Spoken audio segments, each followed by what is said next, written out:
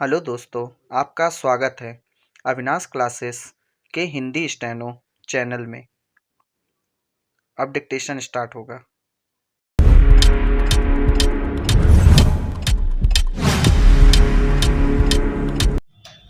Start. उपाध्यक्ष महोदय, मैं मानती हूँ कि बहुत से जो हमारे भाई हैं उनकी ओर से शिकायतें आई हैं और यहाँ बातचीत चलती रहती है कि हम अपने इलाके में सफाई बंद करा देंगे, परंतु यह विषय स्वायत्त शासन संस्था के सहयोग से नहीं हो पा रहा है जैसा कि हमें आशा है। और मैं समझती हूँ कि राजनीतिक दल स्वास्थ्य के विषय में ध्यान रखते हैं क्योंकि यह मानवता के लिए बहुत आवश्यक है और इसमें राजनीति का कोई रंग नहीं आना चाहिए, ऐसी मेरी आशा है। मैं अनुरोध करूंगी कि सदस्यों को जो समस्याएं हैं उनको ध्यान में रखते हुए दिल्ली प्रशासन कोई ऐसी नीति अपनाने की कोशिश करे जिससे नगर निगम का यदि कोई काम हो तो उस विषय में हमारा नगर निगम से एक सहयोगपूर्ण वातावरण पैदा हो, मगर यह वातावरण में राजनीति ना आने पाए। हमारे सामने एक उद्देश्य हो कि हमें जनता का काम करना है, क्योंकि जनता के लिए हम चुनकर आए हैं। इसमें पार्टी का कोई प्रश्न नहीं है।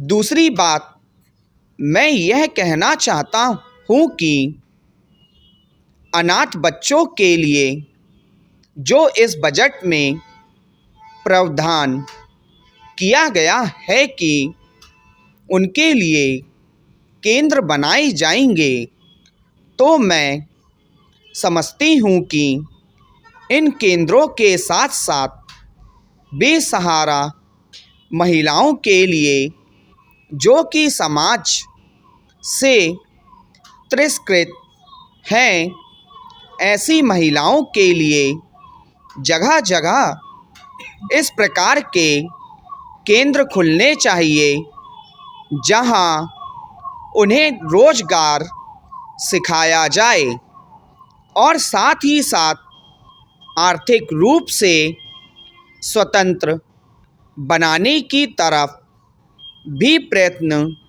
किया जाए।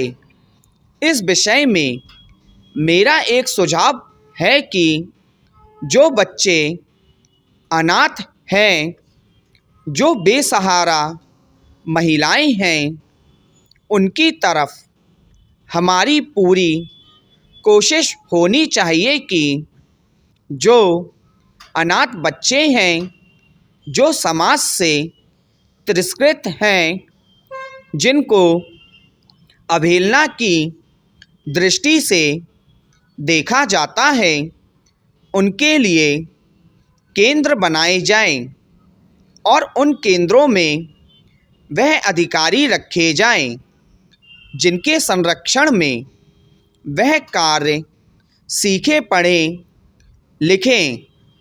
यदि इसमें बाहर के सदस्यों हो तो वे ऐसे होने चाहिए जिनका जीवन सरकारी सेवा में ही बीता हो।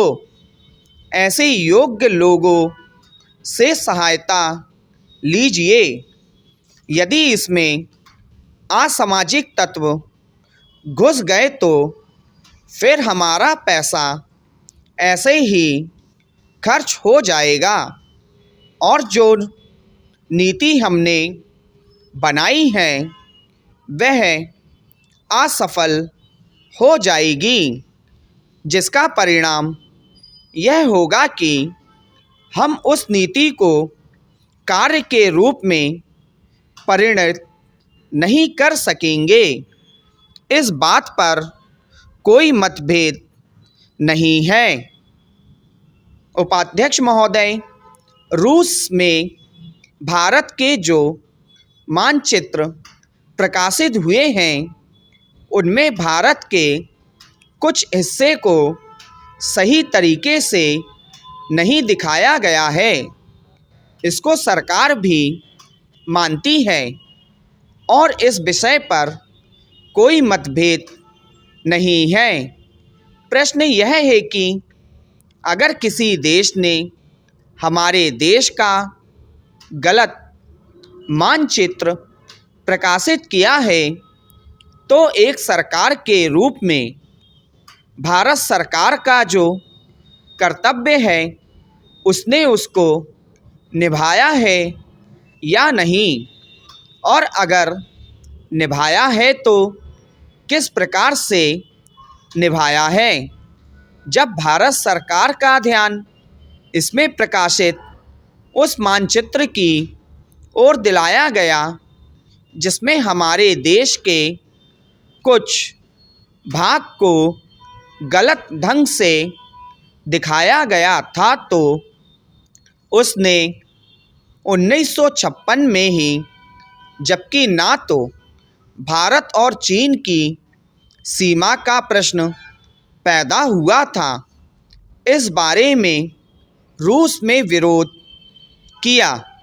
इसके बाद भारत सरकार ने लगातार 4 बार रूस सरकार से लिखित रूप से विरोध किया कि हमारे मानचित्र को ठीक से नहीं दिखाया गया है।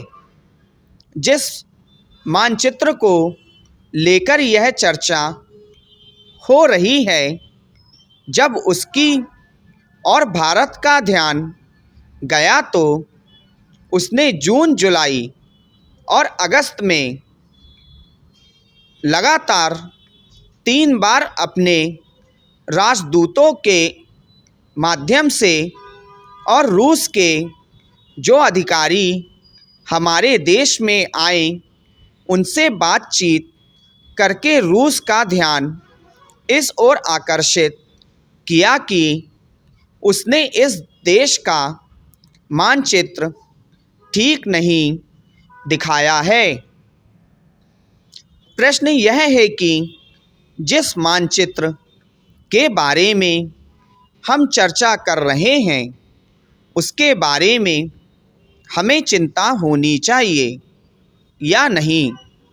मैं समझता हूँ कि अगर दुनिया का कोई भी देश हमारा मानचित्र सही ढंग से नहीं दिखाता है तो स्वाभाविक रूप से देश को उसके बारे में चिंता करनी चाहिए।